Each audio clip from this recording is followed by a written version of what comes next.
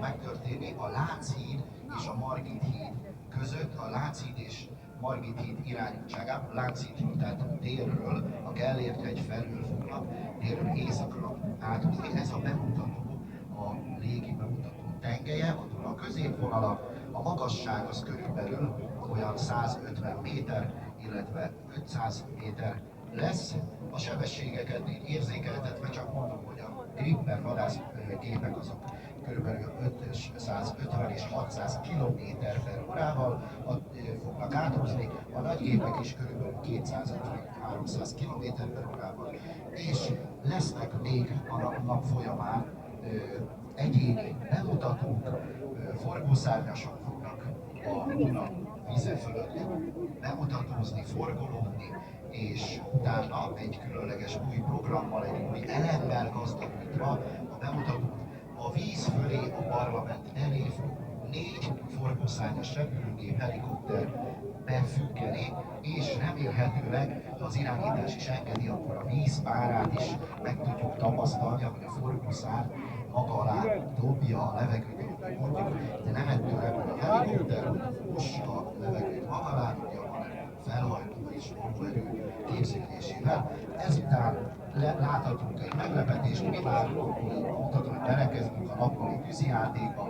Nagyon figyeljenek, Lánchíd irányából ismét egy nagy sebességű Gripen kötelék fog átrepülni, és fogja megkezdeni majd az éjszaka, az estében lévő tűzijátékot, úgynevezett flare infracsapdákat fog dobni, illetve zárásként a katonai blokkrésznek egy ugyanilyen nemzeti színű füsttel áldogz díszelegve és köszönve önöket, illetve Magyarország születésnapján a katonai blokk a nemzeti színű füsttel le megkötelik. Ezután jön egy 20 perces civil program, nagyon látványos, hatalmas képekkel, utasszállítókkal, és egy különleges géppel a végén, egy vízre szálló hidroplán géppel, ami nem is tízszor ezt a hidroplánban egy szárazföld is képes leszállni.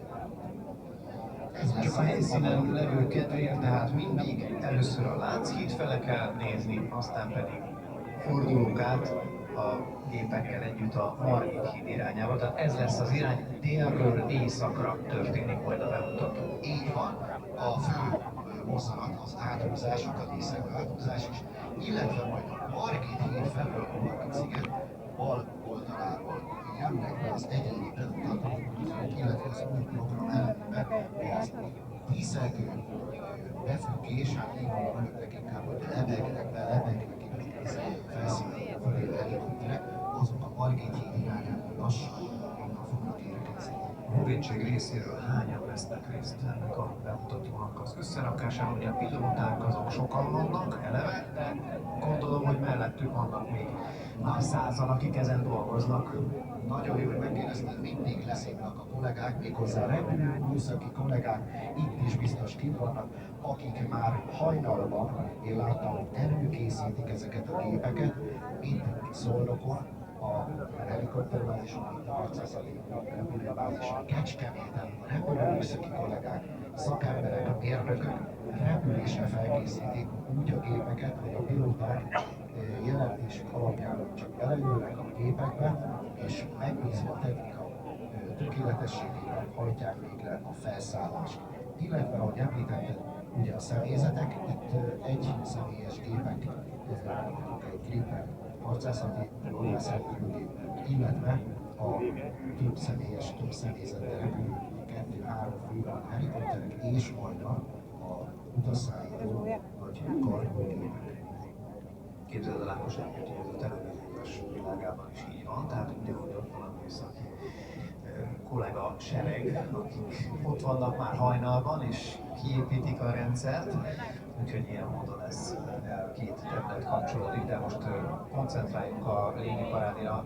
Mennyi, sőt, most már ne is menjünk bele itt az elemzésbe, mert lassan gépeket látok itt már, akik várakoznak arra, hogy berepüljenek ide a bemutató légtérbe. Meg is érkeztek, most néznek az első az a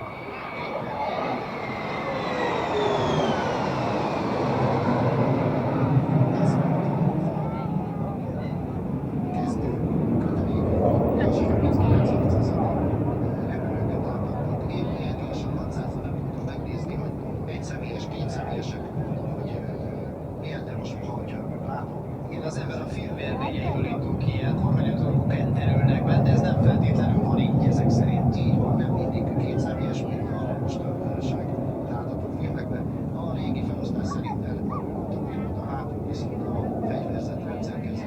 És már is jön a másik hozzáadva a Airbus A319-es Magyar Honvédség szállít.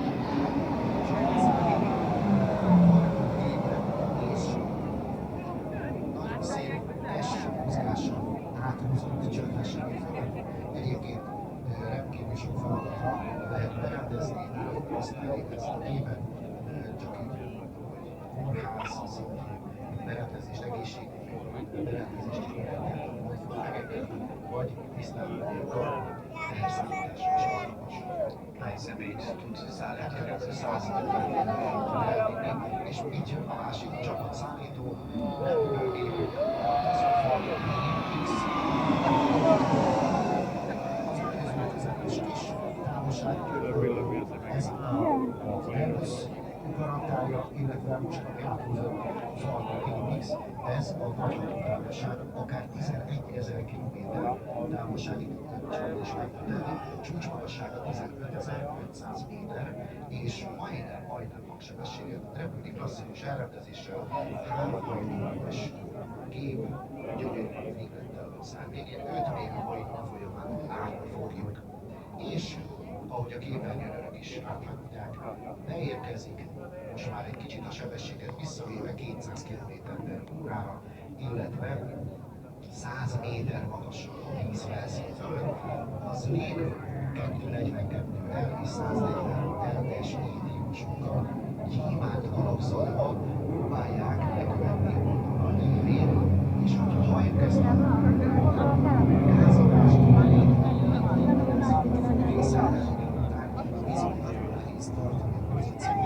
ilyen zárt kötelékben így nem is repülünk harcászati szempontból, csak önök kedvéért hajtjuk ezt így végre, és nagyon nehéz egymás turbulenciát, most is lehet már, most integet a vezér, hogy ő majd fogja tovább vezetni a köteléket.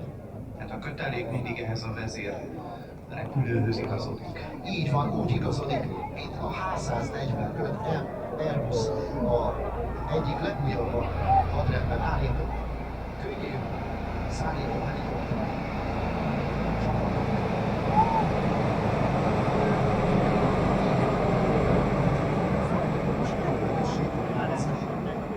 Kötelékben is hölgyek is részt vesznek pilótaként.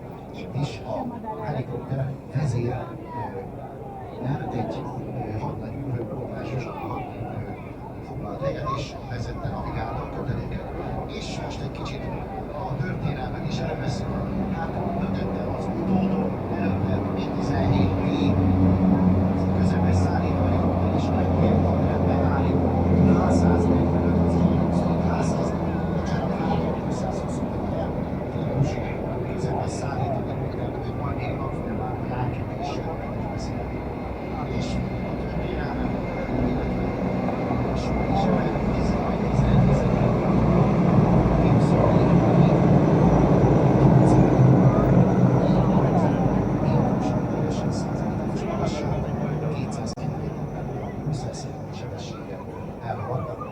lehet látni a képernyőkön, kivetítőkön egymás mögötti, ezek tandem elrendezésű pilótafülkével rendelkezik, de a nap folyamán őket még részletesebben is láthatjuk.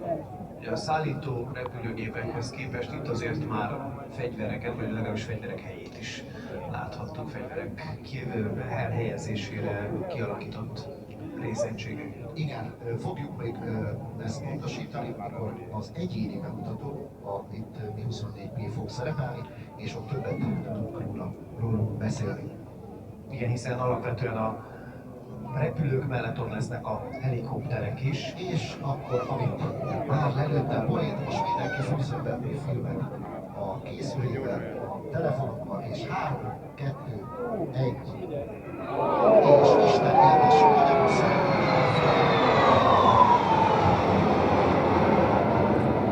Hihetetlen látványos pillanatok tehát a Duna fölött. Ezeknek egyébként nem csak a látvány a jelentősége. Pontosan ezek azért a 200. szempontból az infra és hő vezéreltek rakéták eltérítéséhez szolgáló úgynevezett Fener infracsapdák lőttek ki a gripnek.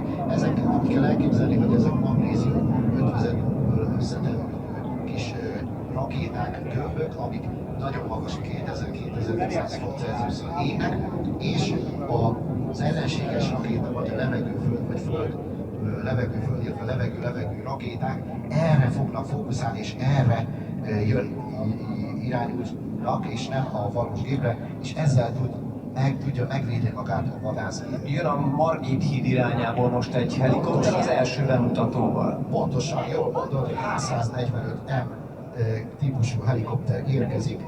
A legújabban, az egyik legújabban hadrendben állított könnyű helikopter, szállító, illetve felderítő, de felfegyverezhető helikopterünk érkezett be a bemutató helyszínére. Beköszön, pontosan, és hogyha így van a képernyőkön, kivetítőkön láthatjuk majd, figyeljünk a pilótafülke jobb és bal oldalát, most elhúzták az ablakot, elhúzták és integetnek a pilóták. Én tudom, hogy ilyenkor 3-4 gombnyomással bekapcsolták azt a rendkívül fejlett autópilótát, robotpilótát, és így kezét, lábát leveheti a pilóta, és tisztán a programozás alapján repül ilyenkor a helikopter. Ezzel ezt tudjuk demonstrálni, hogy ez már a 21. századi technika. El tud mozdulni, meg tud állni egy helybe a gép, továbbra is integetnek, hűtjék el, nem fogja senki a kormányszerveket, se a kormányt, se a gázkart, és ezzel érzékeltetjük, hogy a 21. században ilyen autonóm irányítási, vezérlési rendszerrel rendelkezik ez a helikopter. Egyébként 2 fő pilóta vezeti, maximális felszálló súlya 3700 kg lehet, csak így érzékeltetve így a dimenziókat. 11 méteres a forgószárny átmérője, maga a helikopter az 13,64 méter hosszú. Akkor most így, hogy elengedik az irányítást egy kicsit, így innentől kezdve ez valahol a hagyományos helikopter és a drón között mozog, vagy azért ezt még a hagyományos helikopterek közé soroljuk? Nagyon jól mondod, így mondjuk, hogy ez egy új filozófiát követel meg, az Airbus is így mondja, hogy új filozófiát a repülőgép helikopter vezetésében, ugyanis mind a fülkében is teljes diszplay kijelző van, hagyományos műszer is esetleg, hogyha minden kötél szakad, illetve a képernyőkön eltűnnek a repülési adatok.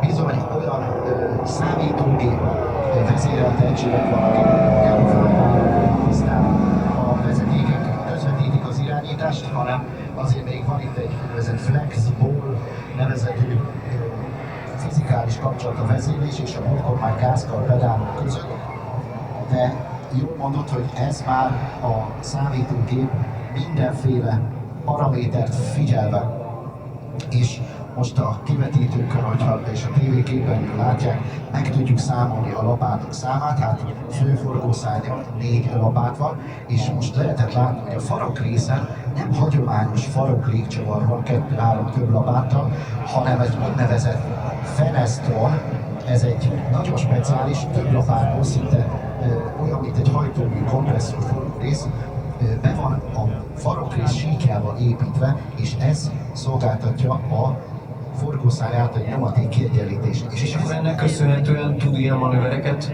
Nem, másik, ennek köszönhetően van az a különleges hang, amit bár a fejhallgató rajta van, de itt a helyszínen lehet hallani, vagy lehet a térben is, ezt a nagyon furcsa zörgő, ilyen süvítő hangot, amikor olyan áramlat éri ezt a fenesztrot, akkor egy ilyen süvítő, hát én úgy szoktam mondani, hogy egy elromlott elektromos porszínű kompresszor hangot hallunk, ezt próbálták itt a kollégáim érzékeltetni, és érzékeltetik azt is, hogy ilyen manőverezhető ez a helikopter, hiszen 0 km/h-val meg tud állni, függeni, de meg is tud tolatni. Hát így szoktam mondani, hogy ezt a repülőgéppel nem lehet végrehajtani, hogy tolatunk és beállunk Y-ba az állóhelyre, és ilyenkor ez a fenesztron teljesen más megfúvásba, áramlásba kerül, sokkal stabilabb és biztonságosabb, mint ahogy elsőre látnák, hogy kicsi lapátokból áll. De hogy félreértések elkerülése véget, akkor most már azért nem számítógép vezérelte, előre beprogramozott, mint hogy otthon a számítógép előtt 2 gombot megnyomva tudunk helikopterrel manőverezgetni. Nem, ezek már, hanem ezt most a pilóta végzi. Ezt a pilóta végzi, és most megnézhetjük a hajtóműbe a kompresszor, illetve a szabad turbinát szinte be tudunk nézni hajtóműbe a képernyő segítségével.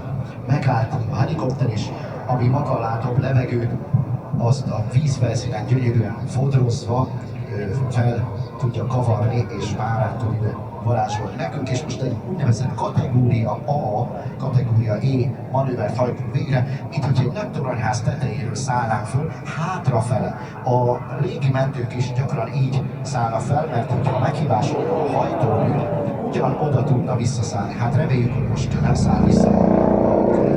Egyébként Danika Attila nagyú és Kovács Krisztián alvezetes úr repülik a típust, a két bemutató, illetve diszplay pilótáik, és mesteri fokon kezelik a légijárművet, és amit mondtam, hogy ha esetleg leáll a hajtómű, hátrafele tolatva vissza tudnak szállni a felszállás helyére. És ezek már az elköszönés képei, szárny, forgó szárny, billegtetés. Viszont váltja ezt a helikoptert egy másik pillanatokon belül. Egyébként hány fokos szöget tud ez a síkhoz képest lezárni ez a helikopter? Nincs meghatározva a bedöntésre és a gólítása sem ennek a helikopternek. Egy szabhatárt, az úgynevezett merev forgószány tengelybekötés, ami ennél a gépnél kritikus, de azt nagyon sok százor figyeli, és ezt kell megakadályozni, hogy ezt a paramétereket túllépje, ezen belül kell lenni, ugyanis merev forgószány bekötése valami rendkívül rigidé, viszont nagyon nagy mozgásszabadságot biztosít a gépnek. És a Magyar Honvédség legújabb hadrendbe állított típusa önöknek most először nyilvánosan bemutatva érkezik meg a H225M típusú helikopter. Ez egy közepes szállító helikopter, 5 forgószálylapátos főrotorral, 4 forgószálylapátos faroklékcsavarral, itt kint látható a faroklékcsavar vezérsíkkal, és a legújabb Magyar Honvédség rajstromában lévő gép a fedélzetén vegyes személyzettel, ugyanis még mentor segítségével az élő szakemberek tanítják, oktatják a kollégáikat a vadülésbe.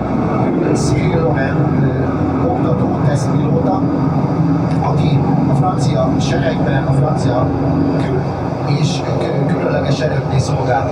És azért most már látszik, hogy a sokkal nagyobb forgószány átmérővel, 16,2 literrel több levegőt maga alá dobni, és gyönyörűen látszik, hogy fodrozza a Duna vizét. És pillanatokon belül az arcokban fogják érezni egy kicsit, így van, egy ilyen párakaput a pontosan így rakparton álló. Így szoktuk mondani, hogy párakapu, hát ez forgószány párakapu, ez egy különleges dolog.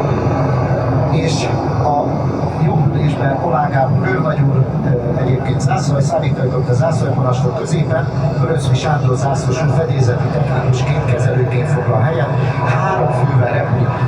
Egyébként a manőver szempontjából ezek vannak csak megengedve, ugyanis az Airbusnak írásbeli hozzájárulást kellett írni, illetve visszakérni, hogy engedélyezze a bemutatását nagy közösség előtt. És itt is most nagyon jól lehet látni a képernyőket, illetve kivetítőt, a lapátoknak a bekötését, a fordulszány magyar, a felső részen lévő áramvonalazó lemezt. Szóval ez a gép most csak ennyit tud mutatni meg önöknek, de higgyék el, hogy ugyanolyan manőverezhető és mozgékony, mint bármelyik helikopter, aminek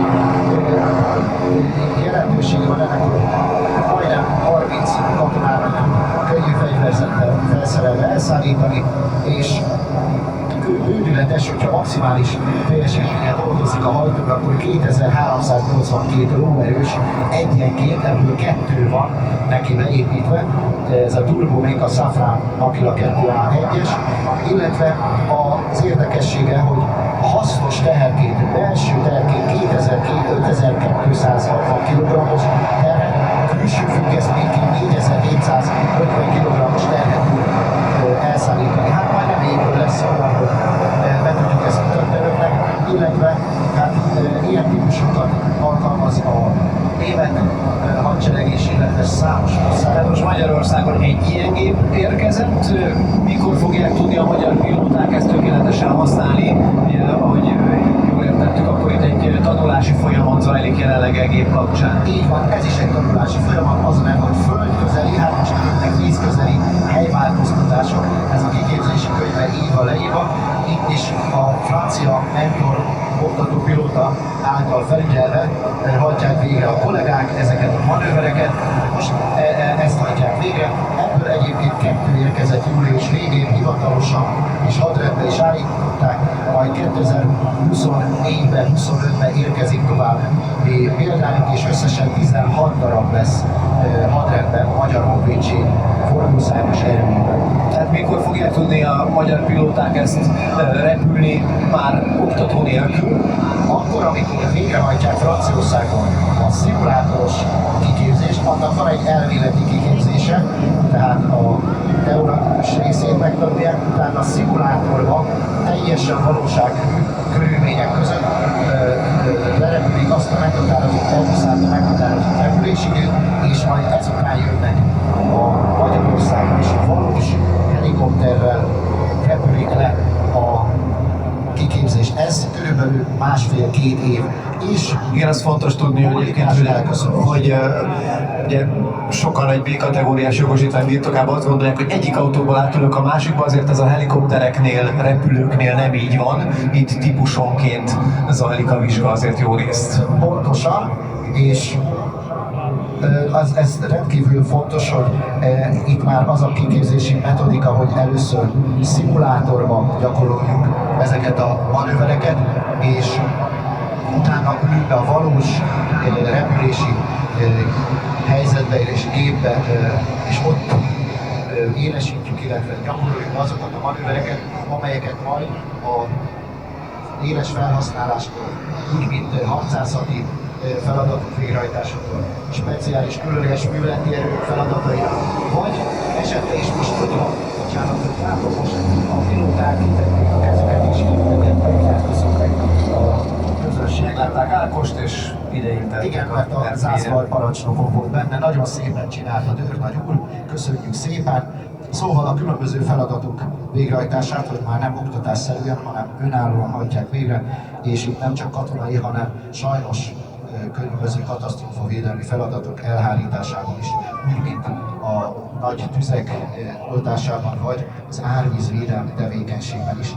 Ne fogjuk fogni ezeket a gépeket használni. És már is egy sebesség és haglövelés.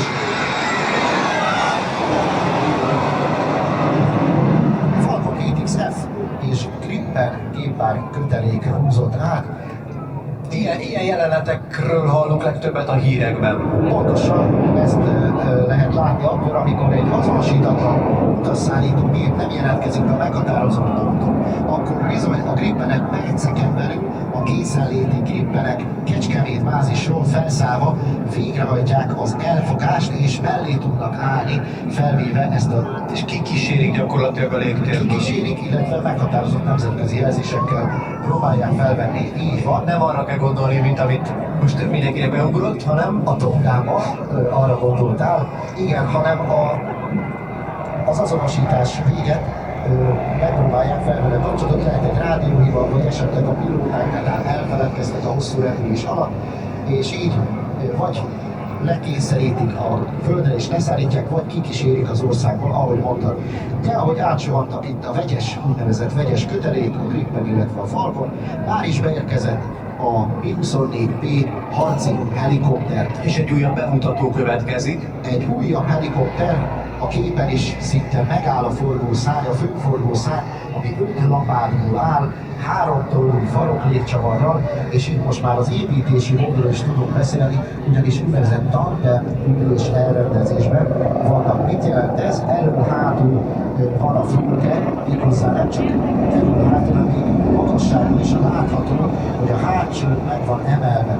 Ő a pilóta, ő vezeti a gépet, előről is lehet vezérelni, vezetni gépet, de az első pilótafülkében helyefülőnek a feladata az a fegyverzet kezelése, illetve a felderítés, navigálása.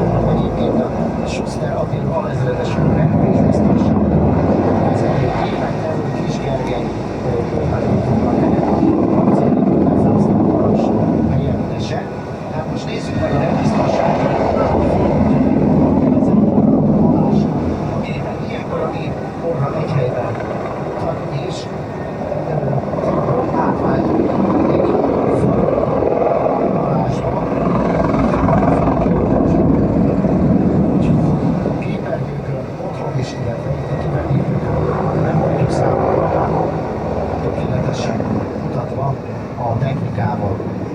Ezt is úgy mutatjuk, hogy földközeli helyváltoztatás, elcsúszás jobbra, a fülkéből nézve, megállítja a gépet, és ott is bemutatja a palácéhoz közel, megfogadja a forgószáj tengelyét.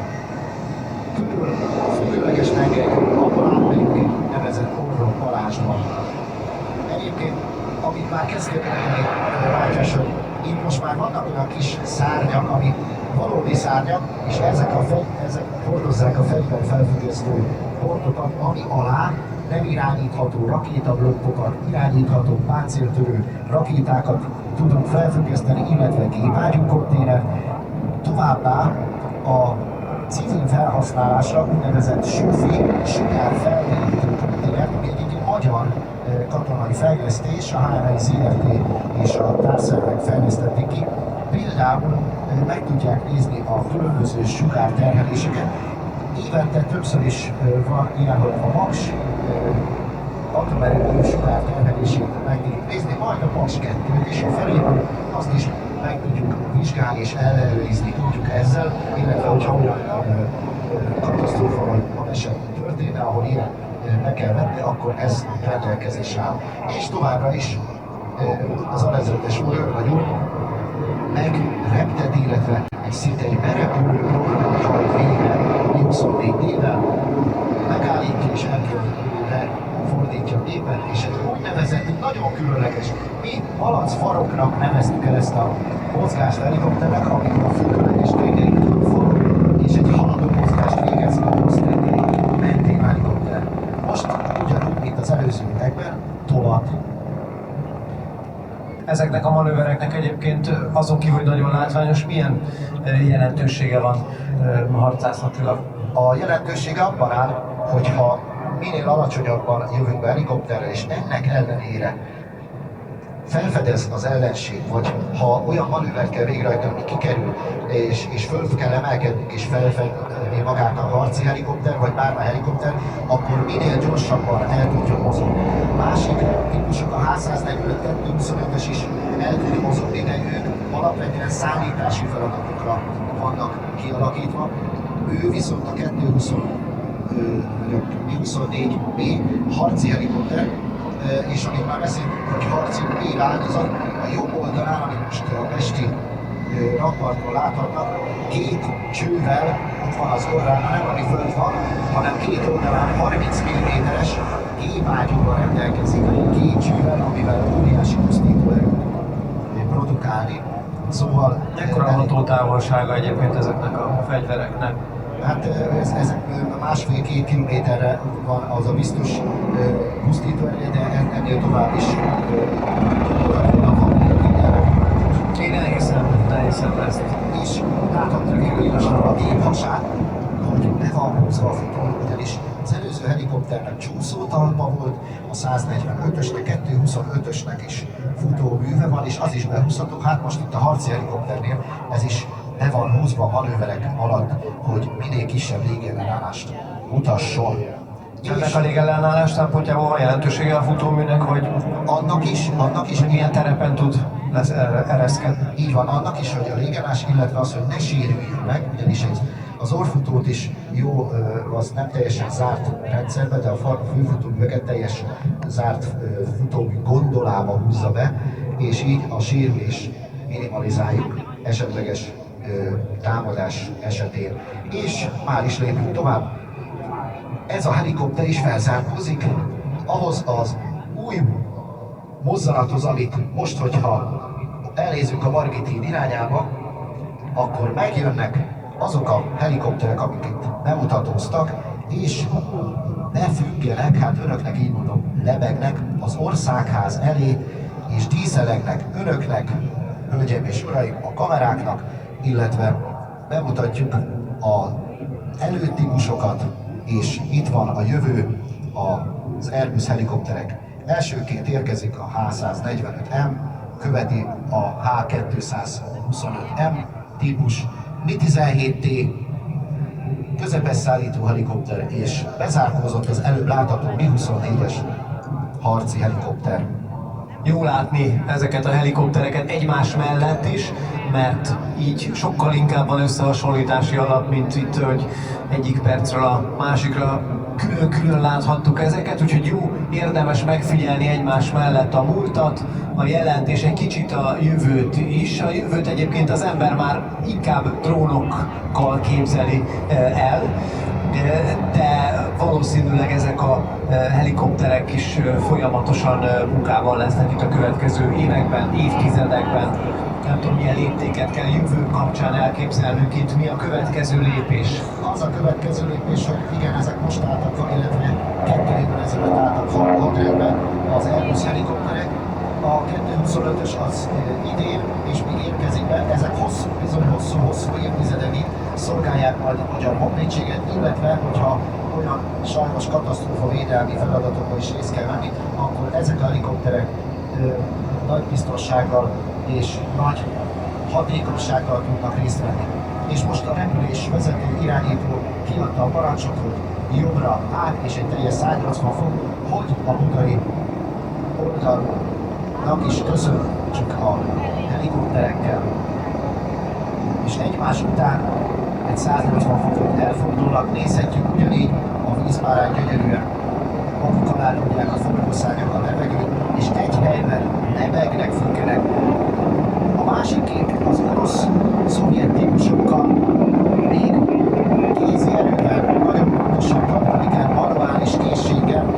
Én úgy gondolom, hogy az Airbusoknál a pilóták most már csak is a pilóták használják egy koordinátát megadva, lerögzítik és oda egy gomnyomással tartja a helyén a gépüket. Hallani nem hallják, de látnak azért ide a rakpartokra, úgyhogy akik itt vannak, nyugodtan egy tapssal köszöntsék a bemutatózókat, és köszönjük szépen nekik ezt a teljesítményt, mert azért ők látják ezt és érzékelik, és hát nem tudom, mennyire hívó emberek a katonák, én úgy képzelem, hogy valamennyire igen, hát nekik fontos azért ez a fajta visszajelzés a közönség részéről, úgyhogy nekik kérünk egy nagy tapsot itt a rakparton, és köszönjük szépen ezeket a bemutatókat. Pontosan, nem is, de jól esik és fogok tolmácsolni a pilótáknak, a kollégáinknak, hogy önök bizony nagy érdeklődéssel és tapsal fogadták ezt a kis régi bemutatót, ami továbbra is folytatódik, de ez egy új elem volt, hogy megmutassuk a múltat és a jövőt egy vonalban és köszönti Önöket bólintással, elköszönéssel a 4-es forgószárnyas helikopter csapat.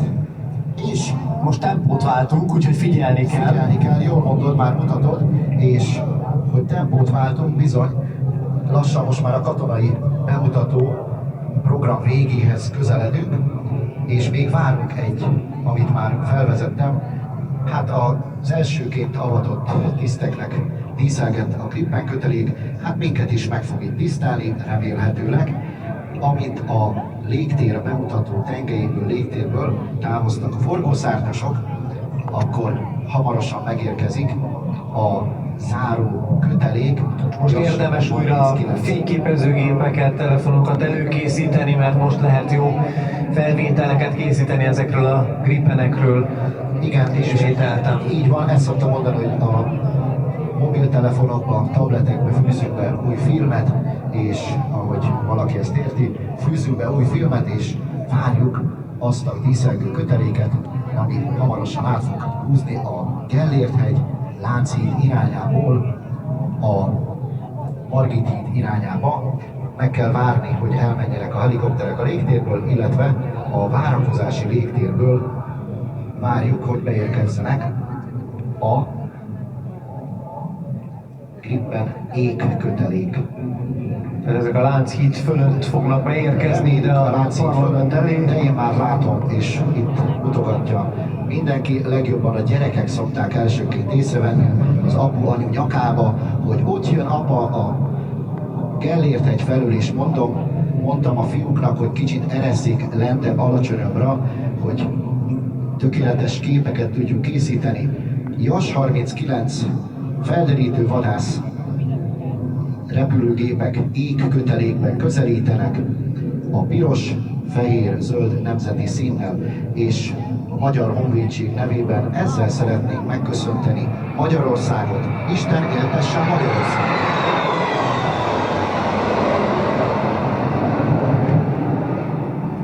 Egyébként ilyen köteléket, aki tegnap kilátogatott, ha jól tudom, Mátyás az atlétikai világbajnokságra, ott is hagyományos most már, hogyha ilyen nagyobb rendezvényen meg tudunk jelenni, díszelegni, ott is a nemzeti színű füsttel egy gépben kötelék áthúzott. Valóban, hát látványban meg sebességben ott sem vagyunk hiány, finoman szólva, úgyhogy egészen jövő vasárnapig lehet látogatni az atlétikai világbajnokság rendezvényeit, úgyhogy kicsit én úgy veszem, sportriporterként, vagy sporthoz közel álló emberként, hogy ez a légi parádé egyrészt Magyarország születésnapjának szól, másrészt biztos rengeteg turista van most itt, akiknek ezt meg tudjuk mutatni, és ez egy kicsit az atlétikai VB tiszteletére is szól. Pontosan.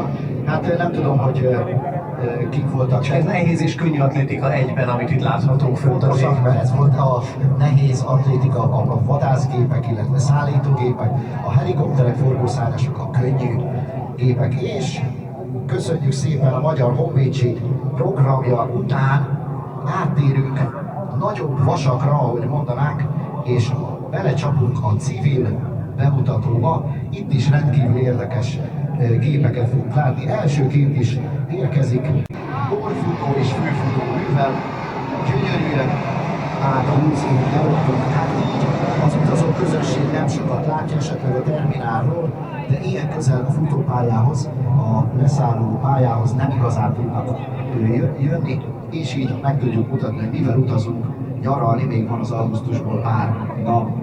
Szóval hány méter magasan volt akkor ez most, ahogy a hajtómű bődületes ereje, és belepréssel az ülésbe tulajdonképpen emelkedéskor, itt mikor jött be leszállni, vagy leszálló mechanizációval, akkor azt érzi az ember, hogy súlytalanság érzetét, hogy lebeg, amikor viszont becsukta a futóművet, akkor gázt kell adni, ugyanis a leszálló sebességhez közeli sebességgel érkezett, gázt adott és így emelkedett.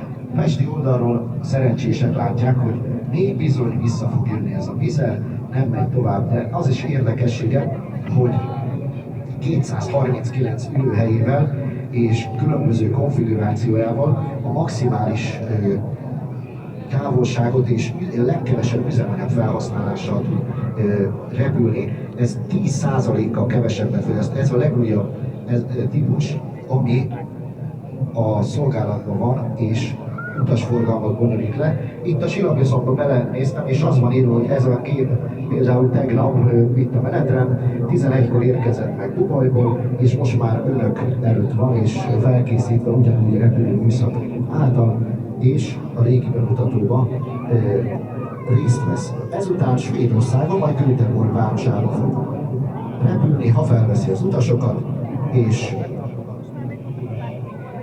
szerencsésen megérkeznek majd Göteborgba. Egyébként a kapitányi ülésbe Oláh Gergely ül, első tisztje Budai József és Petes Ákos repül majd, vagy repült ezzel a géppel.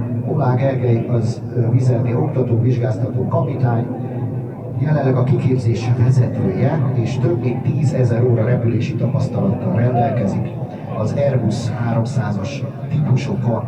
Budai József úr, oktató, vizsgáztató kapitány, és 13 éve dolgozik a Vizernél, több mint 8000 repült órája van, és több repülőgép típussal a repülőgép családban repült az Airbus-tól.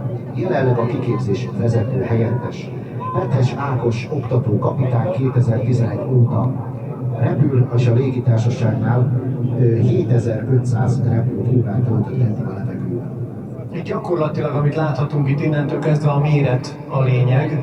Egy klasszikust idézzek, mert itt különböző méretű gépeket láthatunk majd, és nyilván ennek van jelentősége teljesítmény kapcsán. Hány utast tud szállítani, mekkora terhet tud elvinni egyiknél a másikra is. Hát ugye itt soroltad azt, hogy Dubajtól Budapesten át Göteborgig haladnak ezek a gépek, hogy mennyire tudják ezt napi szinten a forgalomba állítani folyamatosan. Igen, 239 ülőhelyen rendelkezik, és egy első osztályos konfiguráció is megtalálható benne, és valóban, jól mondod, ez nagyon gazdaságos, ez a 2 darab hajtóművel. Most már az kereskedelmi repülésben is általában 2 hajtóműves gépeket építenek, és ez a Pratt & Whitney 2 áramú turbofan hajtómű 10%-kal kevesebbet fogyaszt. És most egy 500 km/h nagybedöntésű fordulóval lekövetve a Dunai Vén áthúz a Vizer A321 Neo.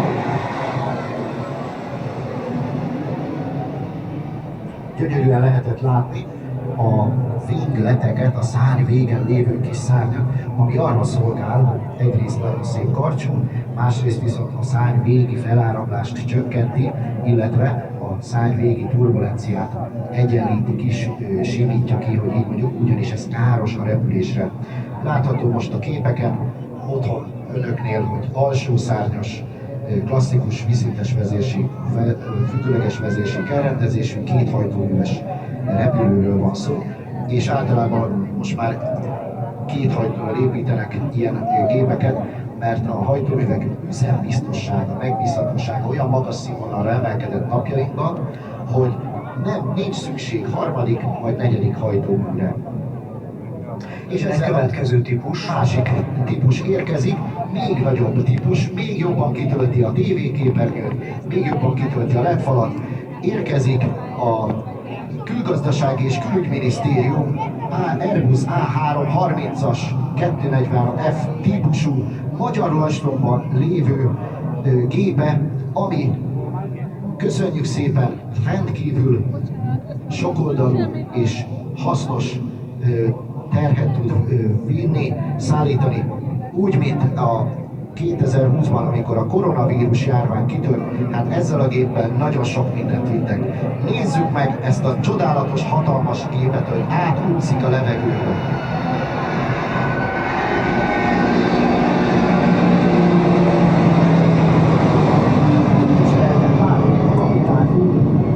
Kiengedett futóművel, szármechanizációval áthúzott felettük a 58 méteres hosszú törzsel és a 60 méteres szájfesztávolsággal kitöltve a légteret itt előttünk.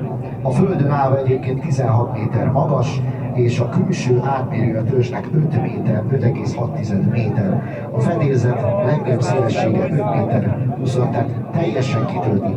Ez az a gép, ez az Airbus A330-243F hallgatógép, kifejezetten kargó szállítógépnek épül. Úgy mondom, nincsenek rajta ablakok, nem egy személyszállítóból, egy már kereskedelmi és személyszállításra nem alkalmas gépre átalakítva, hanem ez kifejezetten ennek épül. És ez az a gép, amit már említettem, hogy rengeteg szállítási feladatból vett részt, és a magyar emberek biztonságát szolgálta annak idején a koronavírus világjárvány kitörése után.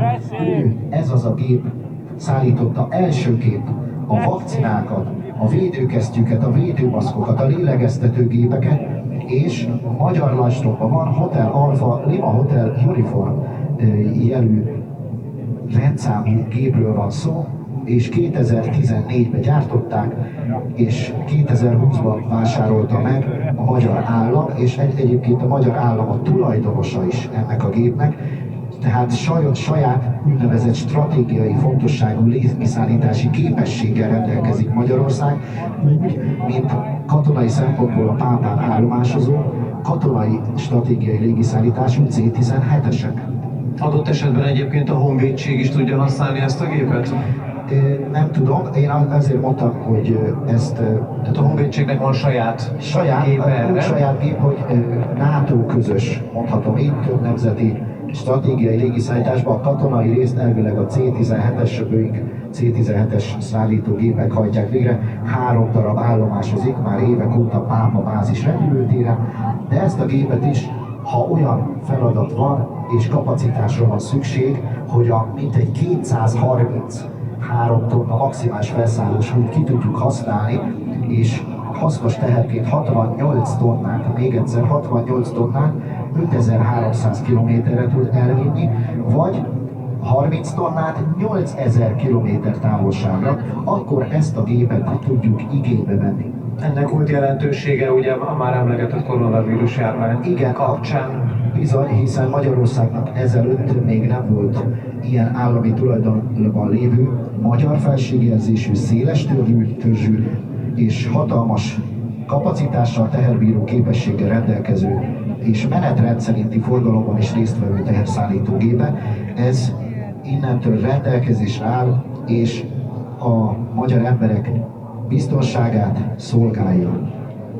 Talán, hogyha már itt a polgári irányba elmozdulunk, akkor érdemes azon gondolkodni. Biztos sok gyerek van itt azért, mert úgy most még a földről kacsingat a gépek felé, de szívesen lenne pilóta is, akár vagy helikopterpilóta, vagy repülőpilóta. Mi az első lépés, amit meg kell tenni? Hát például az első lépés, hogy kimenni egy sportrepülőtérre, és vitorlázó repülővel, motor nélküli repülővel kell megtanulni repülni, úgy, mint a parancsnok Tóth Ferenc kapitány úr, aki 12-szeres világ és Európa bajnok vitorlázó műrepülő. Mármint akit most látunk. Akit most látunk. Az első tisztje György Gábor úr, cirka 12 000 órával, és van egy safety pilot, egy biztonságért felelős John Galea, aki a középső ülésbe foglal helyet.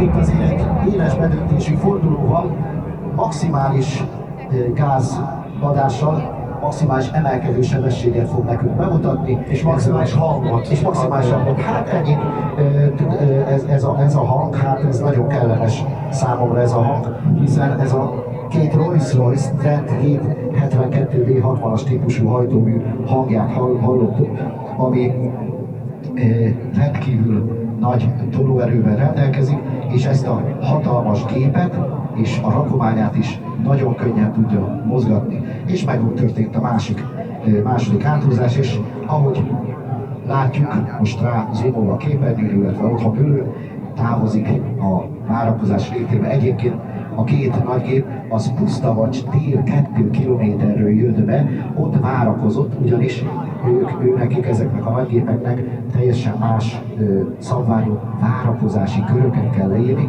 és ez nagyon extrém itt. Milyen magasságban várakoznak? 1000 méteres magasságban. Tehát nem a pusztavacsiak, volt egy külön légiparálé ott akkor, hanem...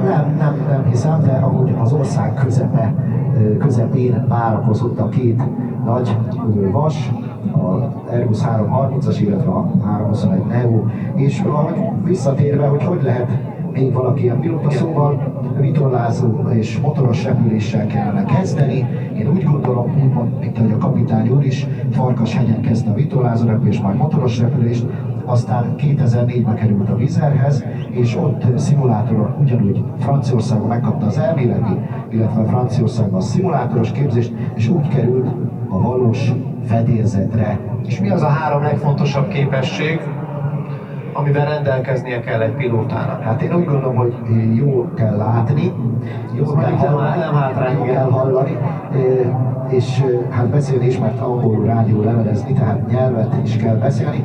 Egyébként angol rádió levelezés nyelve, a rádió forgalmazás nyelve, de egyébként ezt a repülő orvosok mondják meg, hogy mivel kell rendelkezni. Jól mondtad, Mátyás, először is repülő orvosi vizsgálaton kell részt venni, és ott a meghatározott standardeket hozni kell, teljesíteni kell, mert ott van pontosan leírva, hogy milyen kizáró egészségügyi okok lehetnek olyanok, hogy fedélzeti szakszolgálat ellátására nem tud részt venni a jelölt. Meg gondolom, hogy azért nem baj, hogyha nem egy izgága típusról van szó. Mint mondjuk ez a gép. Itt ez a gép? Hát igen, jön az Embraer 120-as, ami az Aero Seaplace és az Aero Express Regional üzemeltetésében van. A BASE, a Budapest Aircraft Service ZRT légiforgalmi kereskedelmi szolgáltató gépe érkezik be hamarosan, mintegy 400 km/h sebességgel ide hozzák. Sokkal kisebb és más hajtóművel, úgynevezett turboprop, gázturbinás hajtóművel meghajtott légcsavaros repülőgépről van szó, ami a közelmúltban alapított Aero Express légitársaság tulajdonában van. 3 ilyen típus, 3 ilyen gép van, ezt is különböző konfigurációban lehet felszerelni. A regionális és a vízi repülés területét próbálják ők megcélozni és kitölteni, mert a kereskedelmi repülés az már nagyon régi Magyarországon, de ez a két terület a regionális, tehát itt gondoljuk bele, hogy régebben a 900-as évek közepén helyi belföldi járat is volt Budapest, Budaörsről Pécsre, Debrecenbe, hát most ezt próbálják újítani, illetve elterjeszteni, ugyanis a 1923-tól Budapest belvárosából is indult, majd a következő típus egy hidroplán fog itt áthúzni. Hát sajnos ez nem fog szállni, mert folyami zár az meghatározott időig van. Szóval a Aero Seaplace, illetve az Aero Express légitársaság ezt a regionális járatokat próbálja bekapcsolni a kereskedelmi repülésbe, és elsőként Debrecen és Romániába hajtanak végre feladatokat, úgy, mint a székelyföldi, majdani Gyergyó-Remete repülőterére, illetve Budapest és Kolozsvár között repül heti 4 járat pár ezekkel a gépekkel. Egyébként a repülőgép kapitánya Ármai Zoltán, aki egyben a légitársaság egyik tulajdonosa is. És már is itt van a Aero Regionalnak a legújabb és űrt kitöltő gépe, a Cessna 206-os típusú hidroplán repülőgép. De láthatják, hogy a hidroplán jellegzetességéből ezek a húzó talmak elején ott van egy nem behúzható kerék, vagy kettő is az egyik másik oldalán, ugyanis ez le tud szállni nem csak vízre, hanem szárazföldre is, ha elfogy ne talán a víz alatta. Szóval ez egy kettős leszállító rendszerrel, ahogy így szakmában mondan, rendelkezik, vízre szálló, vízre úszó talpakkal, illetve behúzható futóművel. Tehát nem minden hidroplán tud automatikusan leszállni szárazföldre is?